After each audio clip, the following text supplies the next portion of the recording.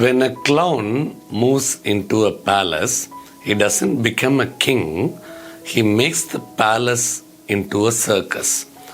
It is unimaginably, it touched my heart. This is a Turkish proverb.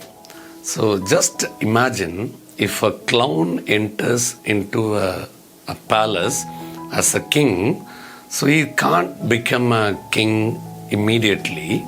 So in spite of becoming a king, what he is going to be is going to make the entire palace into a circus.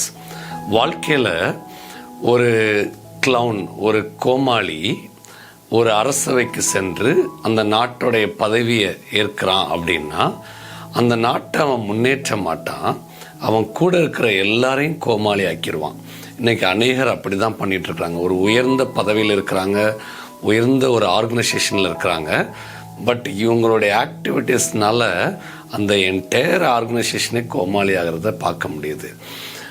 இப்படிப்பட்ட காரியங்களில் நம்ம ரொம்ப கவனமாக இருக்கணும். யாரை உயரத்தில் வைக்கணும் அப்படிங்கிறதுல நம்ம தெளிவாக இருக்கணும்.